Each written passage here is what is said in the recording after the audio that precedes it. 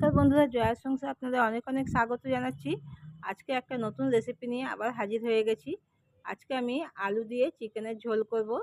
আর এই চিকেনের ঝোলটা কিন্তু খেতে দারুণ টেস্ট হয়।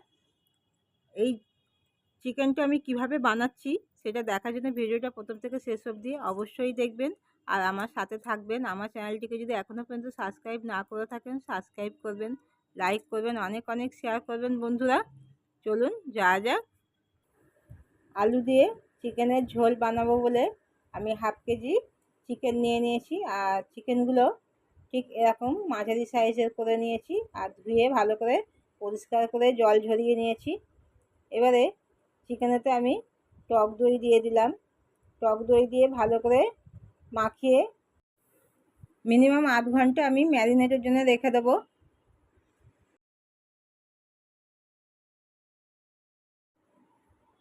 চিকেনটা আধ ঘন্টা রেখে দেওয়ার পরে আমি রান্না করার জন্যে নিয়ে নিয়েছি। পেঁয়াজগুলো আমি পাতলা পাতলা করে একদম কেটে নিয়েছি এক বাটি। আর 3টে কাঁচা লঙ্কা নিয়েছি, 2টো বড় সাইজের টমেটো কেটে নিয়েছি, ডুমো ডুমো করে আলু কেটে নিয়েছি, গোটা গরম মশলা নিয়েছি, এলাচ লবঙ্গ দারচিনি আর তেজপাতা নিয়েছি, আদা রসুনের পেস্ট নিয়েছি। কড়াটা গরম হয়ে গেলে কড়াতে আমি কিছুটা পরিমাণ সর্ষের তেল দিয়ে দিলাম। সর্ষের তেলটা গরম করে তারপরে আলুগুলো ছেড়ে দিতে হবে। আলুগুলো আগে ভেজে তুলে নেব।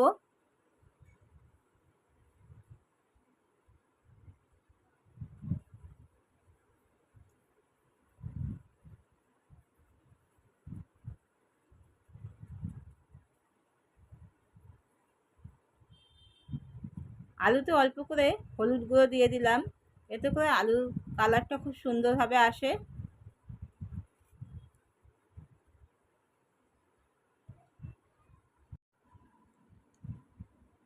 আলুটা লাল লাল করে ভেজে নিয়েছি। এবারে আলুটা তুলে নিতে হবে, এর থেকে আর বেশি ভাজার প্রয়োজন নেই। আলুটা তুলে নিয়েছি আর ওই তেলেতেই আমি তেজপাতা আর গোটা গরম মশলা ফোড়ন দিয়ে দেব। এবারে পেঁয়াজটা দিয়ে দিচ্ছি। পেঁয়াজটা দিয়ে একটু নেড়ে ছেড়ে পেঁয়াজের মধ্যে আমি আন্দাজ মতন নুন দিয়ে দিলাম। নুনটা দিলে পেঁয়াজটা কিন্তু নরম হয়ে যায় বন্ধুরা। পেঁয়াজ যখনই ভাজবেন যে কোনো তরকারি করার জন্য একটু নুন দিয়ে দিলে পেঁয়াজটা কিন্তু নরম হয়ে যায়।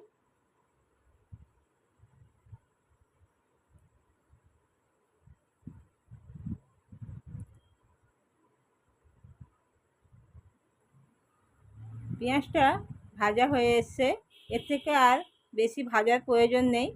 এবারে আমি মাংসটা দিয়ে দিলাম।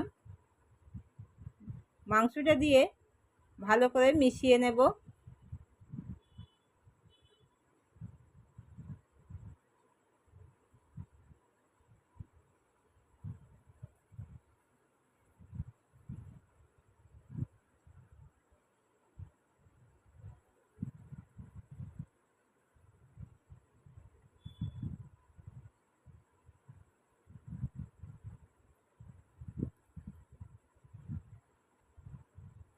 এইভাবে কিছুক্ষণ মেশানো হয়ে গেলে মাংসতে আদা রসুনের পেস্টটা দিয়ে দিলাম, হলুদ গুঁড়ো দিয়ে দিলাম। হলুদ গুঁড়ো আমি এখানে 2 চামচ ব্যবহার করেছি। লঙ্কার গুঁড়ো 2 চামচ দিয়েছি। এটা ঝাল লঙ্কার গুঁড়ো, আপনারা যেমন ঝাল পছন্দ করবেন সেরকম অনুযায়ী ঝাল দেবেন বন্ধুরা। কাশ্মীরি লঙ্কার গুঁড়ো আমি হাফ চামচ দিয়ে দিলাম, এটা করে কালারটা খুব সুন্দর আসে। জিরের গুঁড়ো 1 চামচ দিলাম, ধনের গুঁড়ো 1 চামচ দিয়ে দিলাম। এবারে সব মশলা দেওয়া হয়ে গেলে ভালো করে মিশিয়ে নিতে হবে।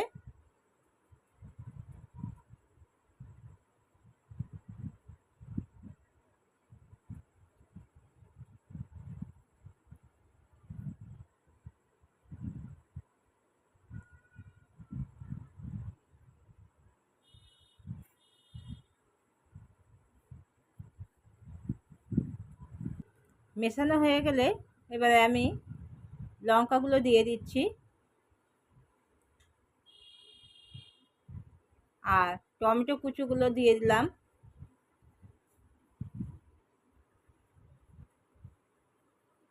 দিয়ে ভালো করে আবার মিশিয়ে নিচ্ছি।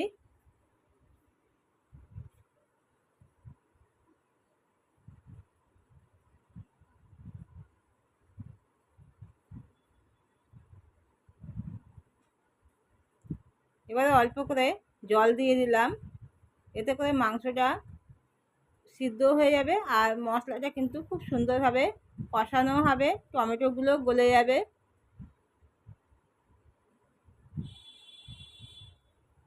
অল্প করে জল দিয়ে একটু ভালো করে নেড়ে চেড়ে এক জায়গায় করে ঢাকা দিয়ে দিতে হবে।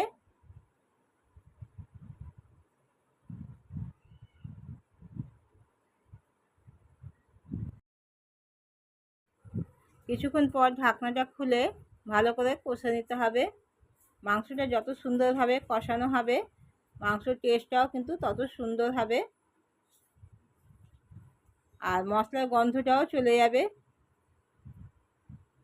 দেখুন যখন এরকম সাইডে সাইডে তেল ছেড়ে দেবে, ওপরে তেল ভেসে উঠবে, তখনই বুঝতে হবে যে মাংসটা ভালোভাবে কষানো হয়ে গেছে। এবারে আমি আলুগুলো দিয়ে দিচ্ছি। আলুটা দিয়ে আবার একটু ভালো করে নেড়ে চেড়ে মিশিয়ে নিচ্ছি।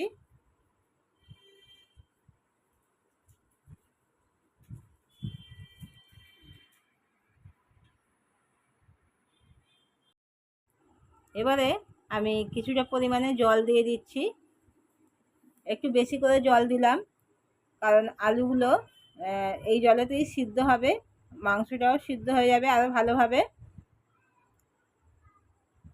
এবারে একটা থালা ঢাকা দিয়ে আমি গ্যাসটা কম করে দেবো আর গ্যাস কম করে বেশ কিছুক্ষণ ধরে ঢাকা দিয়ে সিদ্ধ করে নিতে হবে।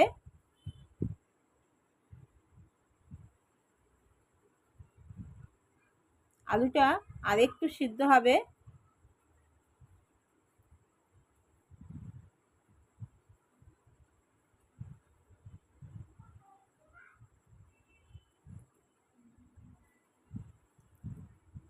আবার কিছুক্ষণের জন্য আমি থালাটা ঢাকা দিয়ে দিলাম।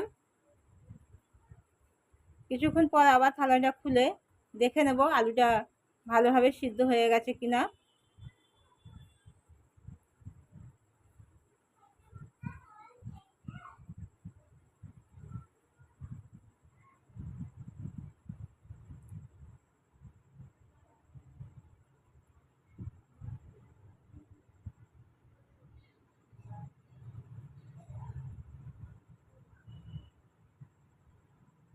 এবারে আলুটা কিন্তু সিদ্ধ হয়ে গেছে আর এর থেকে বেশি ঝোল কিন্তু শুকাবো না।